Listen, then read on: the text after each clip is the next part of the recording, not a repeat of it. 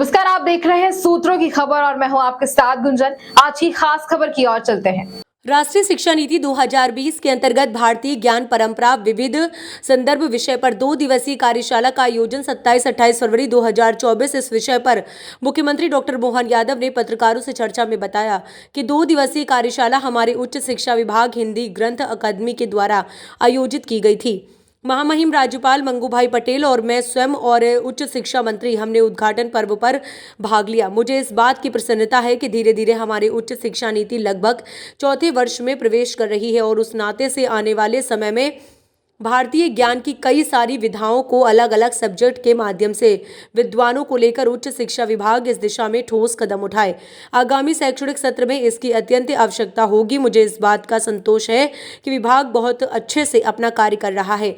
यहाँ मैं इस बात को भी रेखांकित किया है कि जो विश्वविद्यालय हमारे बाहर भारत के बाहर भी आकर के शिक्षा के मामले में अपनी साथ बनाए विभाग की जो आवश्यकता होगी, जो ज़रूरतें होंगी, शासन उसके साथ खड़ा है।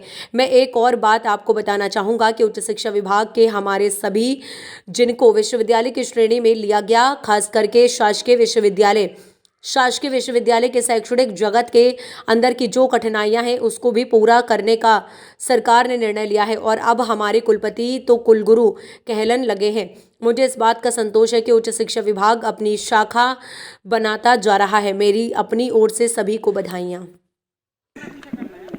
इस विषय पर यह 2 दिवसीय कार्यशाला आज हमारे उच्च शिक्षा विभाग हिंदी ग्रंथ अकादमी के द्वारा आयोजित की गई थी। माननीय महामहिम मंगूभाई पटेल और मैं स्वयं और माननीय उच्च शिक्षा मंत्री हमने ऐसे उद्घाटन सत्र में भाग लिया। मुझे इस बात की प्रसन्नता है कि धीरे धीरे हमारी उच्च शिक्षा नीति लगभग चौथे वर्ष में प्रवेश कर रही है और उस नाते से आने वाले समय में भारतीय ज्ञान की कई सारी विधाओं को अलग अलग सब्जेक्ट के माध्यम से विद्वानों को लेकर के उच्च शिक्षा विभाग इस दिशा में ठोस कदम उठाए। आगामी शैक्षणिक सत्र में इसकी अत्यंत आवश्यकता होगी। मुझे इस बात का संतोष है कि विभाग बहुत दक्षता के साथ अपना काम कर रहा है। यहाँ मैंने इस बात को भी रेखांकित किया है कि जो विश्वविद्यालय हमारे बाहर भारत के बाहर भी आकर के शिक्षा के मामले में अपनी साख बनाए, विभाग की जो आवश्यकता होगी, जो ज़रूरतें होगी, शासन उनके साथ खड़ा है। मैं एक और बात आपको बताना चाहूँगा कि उच्च शिक्षा विभाग के हमारे सभी जिनको विश्वविद्यालय की श्रेणी में लिया गया, खास करके शासकीय विश्वविद्यालय के शैक्षणिक जगत के अंदर की जो कठिनाइयाँ उसको भी पूरा करने का सरकार ने निर्णय किया है और अब हमारे कुलपति तो कुलगुरु कहलाने जाने लगे हैं।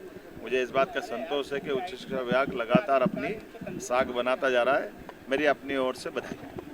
इसी तरह की तमाम ताज़ा खबरों के अपडेट्स के लिए सूत्रों की खबर पर बने रहिए हमारे साथ। नमस्कार।